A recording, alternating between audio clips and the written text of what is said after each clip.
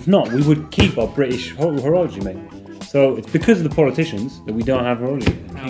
How Rolex have been blatantly lying about their innovations. So, and did those cogs in ancient time walk upon England's clock making? Full of weird quotes. it's too British for us. Too British.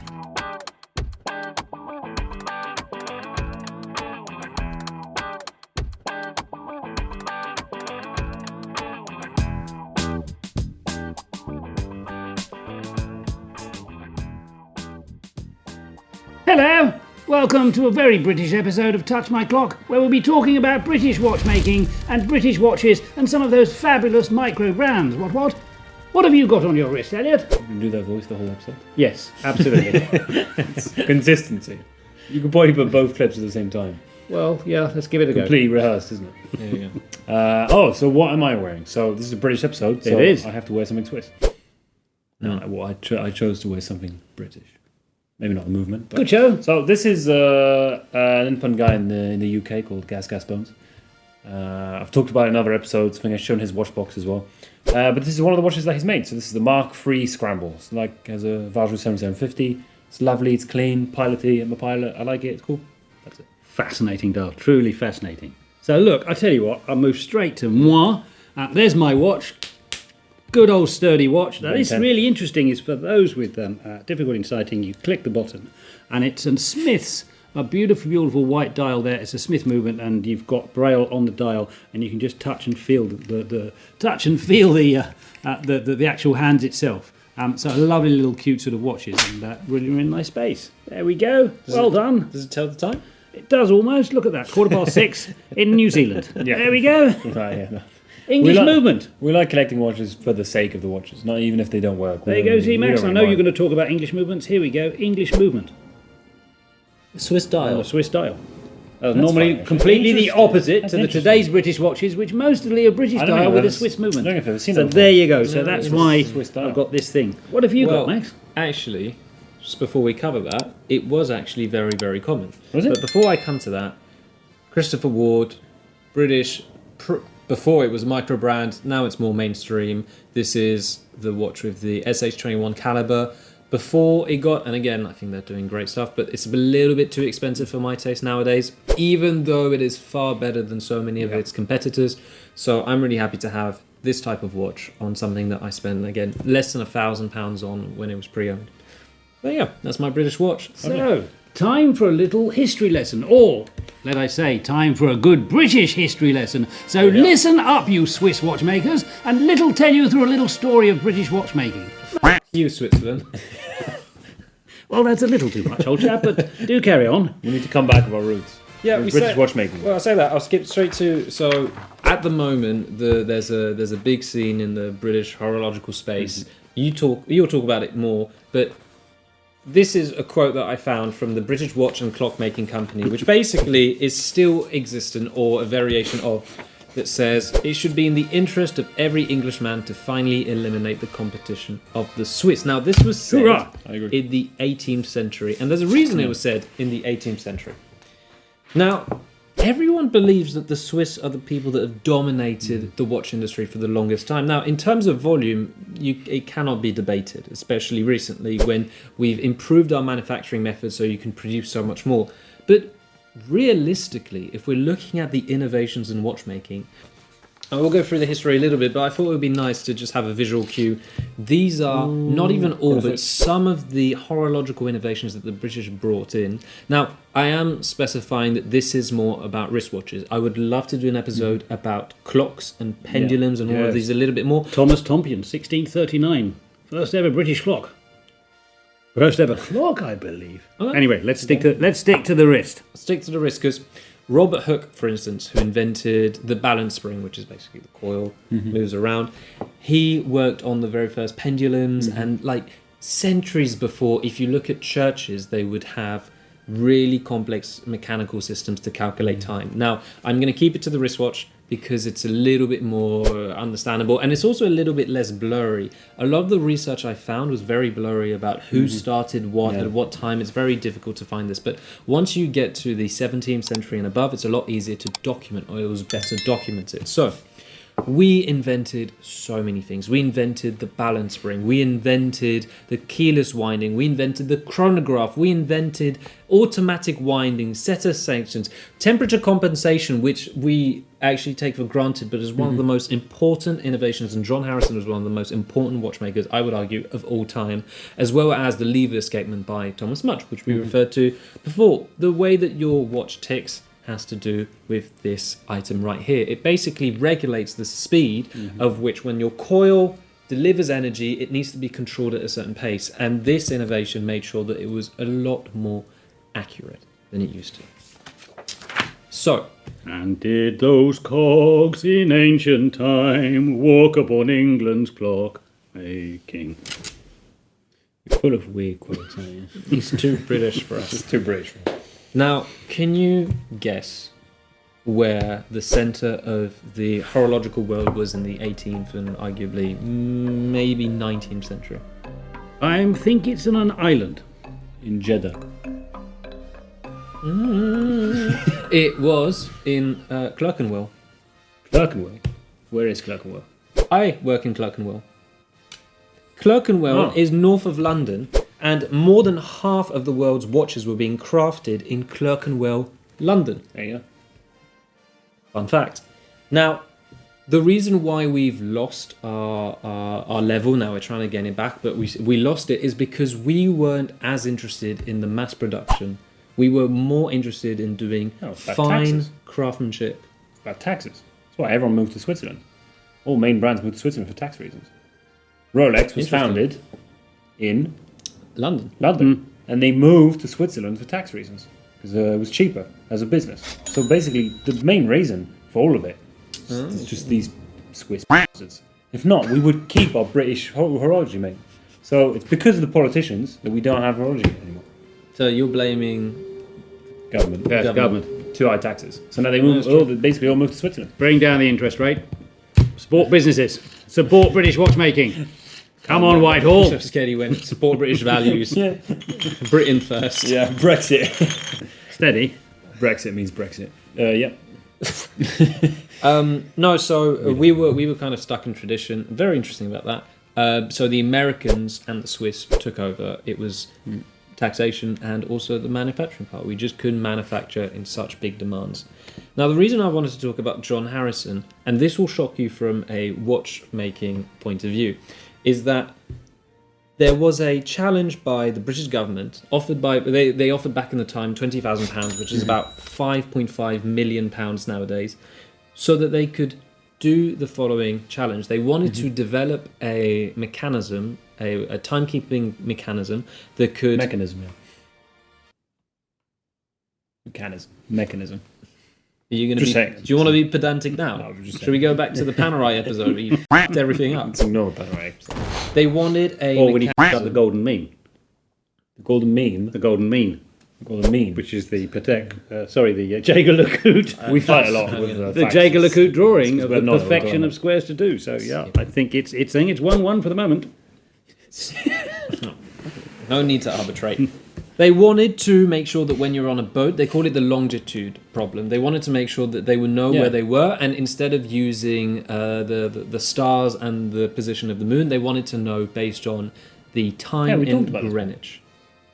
What we didn't talk about, you talked about the actual marine chronometer, right? Yeah. Now, what I want to bring to this conversation is the fact that this development took decades long. Yeah. And within these, there were variations, right? And what we don't fully appreciate is that essentially the marine chronometer is the reason we have wristwatches today, because they had to do the following things. They had to, or the challenge was presented, you need to make sure that when you've got buoyancy in movement, your watch is still adjusted, which is wearing a wristwatch every day. You had to make sure that differences and variations in temperature won't affect the timekeeping, right? That was really important. You had to have some aspect of... Somewhere in his notes it's written. Somewhere in my notes. No, we put No, that- elevator music. We need more. No, that's So it. anyway, Robert Robert Hooke was doing the balance spring while the French were just brewing beer. We're French. Yeah, we're French. 1664. Anyways, this. Oh yeah, the beer 1664. Oh, Yeah. Is that a French beer? do you know how accurate the marine chronometer was? Talking about the H5, which is the last one, in timekeeping, back in 17th century. 5 minutes a day. It was a third of a second a day. Wow. Jeez. It is better That's than incredible. the watches that Than the are current come out Rolex. of- Unbelievable. Now, you talked about Rolex, right? Now, I Yeah. want to make this point very, very clear. If you think of Hamilton watches, where are they from? America. Yeah. Saving the No, world. stop. I think it gets worse. But it's American, so why is Rolex not British? Now, Hans Wilsdorf was German, but it was started in London and Yeah. then it moved. This Hamilton we think about as American.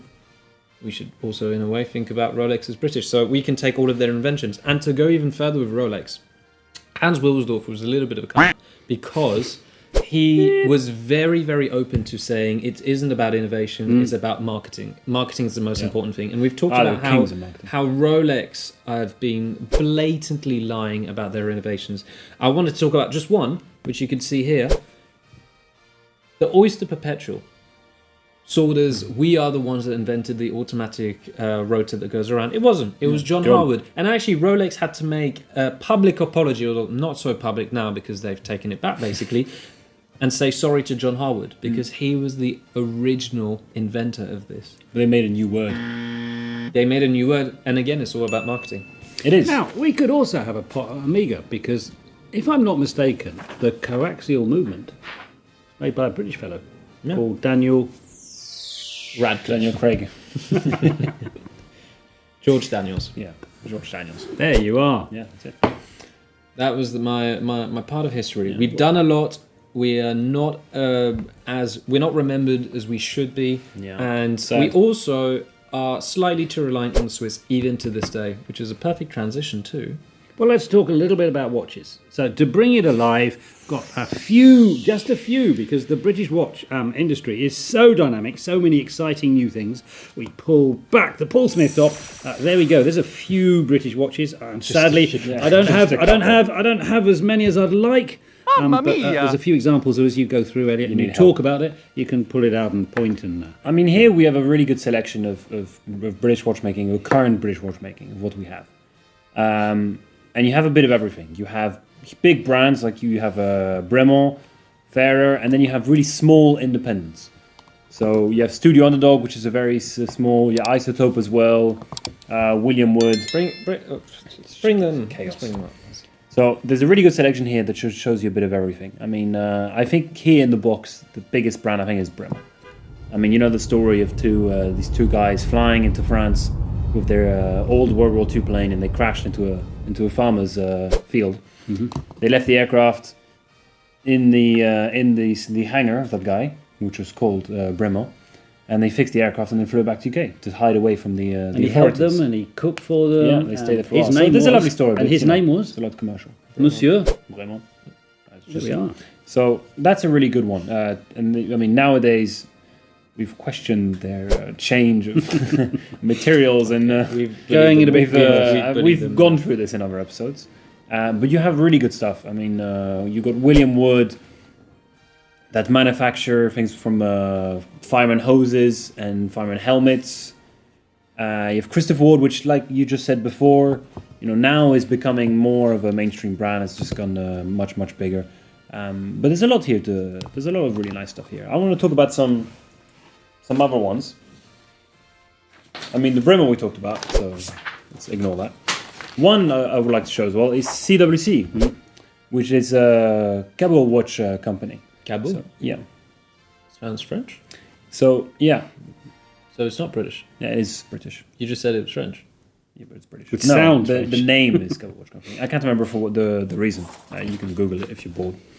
This is why they're here. It's not like it's some But homework. basically, the guy who invented it was working as a watch dealer for Hamilton back in the UK. And then once they left all the stores and going to the US, he decided to make his own watch company, which was CWC. And they provide a lot of the watches for the military. So for the Navy SEALs and for the British Armed Forces, they do a lot of the watches. And they've actually won against certain patents for their officers against Rolex. Wow. So Rolex were the standards for some of the forces in the UK, and CWC then replaced it. And they still, to this day, sell their straps and their watches to the British Army. So I think that's an important British one to talk about. Another one which you can question if it's that much British anymore, but The Graham, yeah. it's George Graham who invented this. George Graham actually invented the first ever stopwatch and the temperature correction for pendulums. He was the first to do it. So he's the one who invented it. Nowadays, it's been rebought and moved to Switzerland. So there's my raw again of like this Rolex stuff. But this is another brand to talk about. You've got to get used to that great big crown, horrendous. which is pretty big. But they do a Silverstone, and I actually quite like the Graham Silverstone. It's very, very simple, but still got nice colour and uniqueness. But it doesn't have that great big chunky feel. About Graham, there's so many watch brands that are still existent. Now they have been brought back. Fears in Bristol. So much old Fears. Wow. Fears is so. When do you know when Fears was started? Because I believe it was again like 18th century kind of. Loom, Robert Loom. That's the brand, the watchmaker that worked on the Big Ben. I forget the name of the brand. He's still the family or whoever's bought it still selling watches. And it's so funny when the Swiss say, "Oh, we are the oldest," because they've been continuously running because they didn't have the decline we did. But if you think about the oldest watch brands, I bet you many British. revamped, such as Vertex. Vertex doing watches during the war, now rebranded and trying to sell high trendy watches. And then there's, of course, I wouldn't say a micro brand, more of a micro god. Is of course Roger Smith, who painstakingly makes all of his watches, piece by piece, hand by hand, and it's clearly a true star of the British watchmaking scene. I mean, that's it. It's just we all think Swiss is where you have to look if you want to look for watches. But I think this video really explains that there is a lot of choice in British watchmaking, and it's something to be proud of and something we can get. We're getting better at advertising, but again, we're missing that other side of. We have to start actually making. Back to making movements. I agree. We have to make movements. Because if you look in this box, even in the question, in the they're field, all Swiss movements. Which is the irony of Swiss the watch movement, I started Swiss with movement. on purpose, which had the Swiss movement, Japanese. which has the the English Japanese. movement and the Swiss style. This is the opposite. They're all either Swiss or Japanese movements. Talking about British people, George Bamford. I remember he was on a podcast, and he has his own watch brand, Bamford Watch Department, where they do customizations, but they also sell their own watches. And he was having conversations with watchmaking houses in Switzerland, and basically it costs about 5 million to develop a new watch movement. But 5 million in the scale of the industry is divided nothing. by all of the English watchmakers that could take that particular movement. I would love to see it where they go. Everyone has to invest however they can. If Christopher Ward puts in 1 million, Vertex puts in 10,000, whatever it is, but then they get access to discounted versions of that movement. Absolutely, and then of course Whitehall will ensure that it's tax-free for all British watchmakers making their own movement, just to really support the industry and to get that one over. Yeah, and we get free watches because it was our idea. So we Seen here first on Touch My Clock. Exactly, we've signed it. So there you go. I think that wraps it pretty well, no? Well, there's a lot of innovation, a lot of fun, and a lot of pushing the boundaries in terms of English watchmakers. So it's a wrap from us. Thank you. Remember to subscribe, jolly good show. And to Like, sir. lovely to see you. Tally ho. Tally ho.